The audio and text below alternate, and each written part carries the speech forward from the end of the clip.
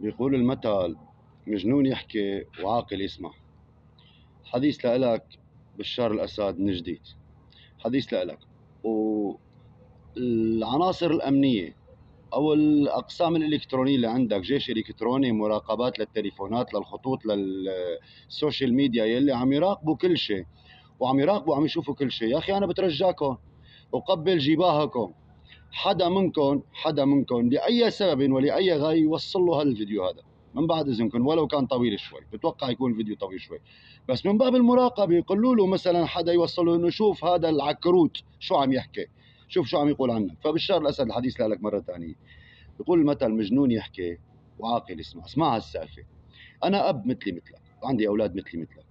اكتشفت لما كان عمر ابني الكبير شاهين، لما صار عمره 17 سنة، بطريق الصدفة اكتشفت إنه عم يدخن. ابني عم يدخن. ما راح اعمل دراما فيها كتير. كيف عم يدخن؟ ما ان شاء الله يطول الفيديو، ما بدي فوت بالتفاصيل كتير، بس اكتشفت انه كان عم يسرق من باكيتي انا دخان. احيانا بطرق ملتوية عم يحصل على حق باكيت دخان، وغالبا عم يشحد دخان من اصدقائي او من رفقاته او من عم يمد ايده، عم يكسر نفسه. مسكته جبته له، تعالوا مدخن ولا تلبى؟ قل لي الصراحة لا تخاف، أنا بيك. قال لي أحيانا مدخن. بالمختصر صار حديث طويل. قلت له لا، أنا عرفت كل شيء عم تسوي بأساليبي الخاصة، عرفت كيف عم تحصل على الدخان. بدك تدخن؟ ما هي قد صار لك بتدخن؟ قال لي صار لي سنة بدخن. قلت له تمام، بحترم صراحتك معي وصدقك. قلت له ليك قديش عم تدخن كل يوم؟ قال لي يعني طبعا بده يكذبوا، قال لي يعني 15 20 سيجاره. قلت له تعال كل يوم انتبني ولا خرجيه مني، بالاضافه لخرجيتك الك مني كل يوم حق باكيت دخان. انا راح بعطيك حق باكيت دخان، ما راح اشتري لك اياها بايدي، بعطيك حق باكيت دخان، تشتري باكيت دخان 20 سيجاره بتدخنه. اول قانون لانه الامر بيتعلق بالتدخين. قلت له يوم اللي بلمحك عم السيجاره بايدك ما تتمنى اي شيء، تتمنى انه الارض تنشق وتبلعك، لانه ما بتعرف شو راح يصير فيه. دخن، انا عم اعطيك حق الدخان، بس لا تخسر احترامك لإلي، دخن بالخفاء عني.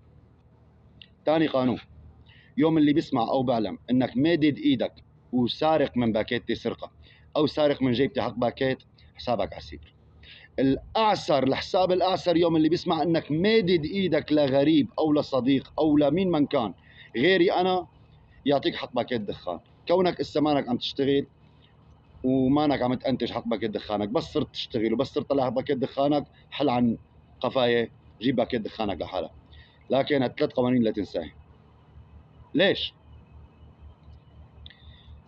خلص التبغ صار بدمه، ماني نبي لحتى اشيل التبغ من دمه، وبده يدخن شئت ام ابيت.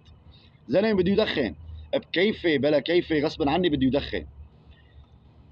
ليش؟ لحتى اسمح لابني يلي انا مسؤول عنه ويلي بينتمي لي بكل شيء جسديا وعاطفيا وشعوريا، انا مسؤول عنه.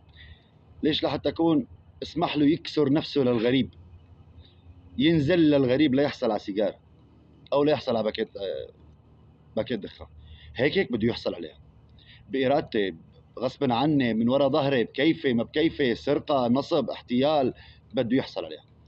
لا، أنا بصون كرامتي أنا إنه ابني ما عم يتذلل لفلان وفلان ويقعد رفيقي يمنني والله لي مع ابنك 3 سواقير. ولا لا لا لا، أنا بقطع عن حالي وبعطيه لابني حق باكيت دخان. انتبه، عم بعطيه الضرر، أنا عم بعطيه التبغ، عم بعطيه النيكوتين، الضرر، بس ما زال الضرر واقع يعني. ولا بخليه يكسر نفسه، لا بخليه ينزل، لا بخليه ينهان، لانه الغريب بده يعطيه سيجاره.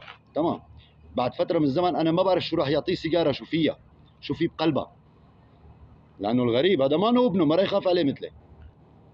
بعد فتره من الزمن اذا ما اعطى سيجاره ملغومه، ما بعرف شو ممكن يقول له تعال ساعدني بهالشغله، يمكن يساعده بسرقه، لانه له عليه افضال، اعطاه دخان، اشبع له حاجته.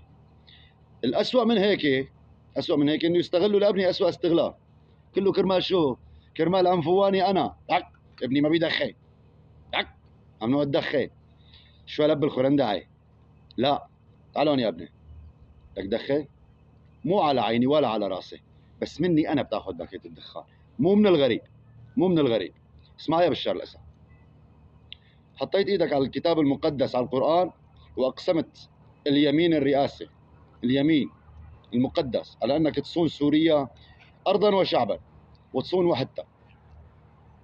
بغض النظر يمينك انت مين بده يحاسبك عليه، لكن انا عم وجه لك الخطاب هذا مو بصفتي عم تذلل لك، لا، بصفتك حتى الان تشغل منصب رئيس الجمهورية، بمعنى تمتلك الادوات، معترف فيك شرعيا، الجيش تحت امرتك، القوانين تحت، كل شيء تحت امرتك، انت تمتلك الادوات كلها. ما في حدا بسوريا كلها يمتلك الادوات اللي انت تمتلكها، وتمتلك القرار. ولو انه في ناس متحكمه فيك، روسيا، ايران، امريكا، قوى دوليه، توازنات اقليميه، ايا يكن، بلا بلا بلا بلا بلا، بس انت اسمك رئيس الجمهوريه، هي مسؤوليتك. انا اب وكان عندي مسؤوليه، ولي مسؤوليه تجاه عائلتي، وانت اب، ولطالما باحاديثك على طول كنت تشبه سوريا وشعب سوريا بالعائله الوحده. انت اب، خذ مسؤولياتك، خذ دورك، خذ دورك. شعبك بده يدخن، شئت ام ابيت.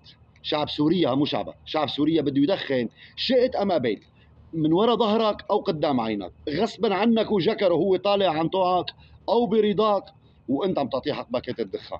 بدك حافظ على عائلتك، ليك تطلع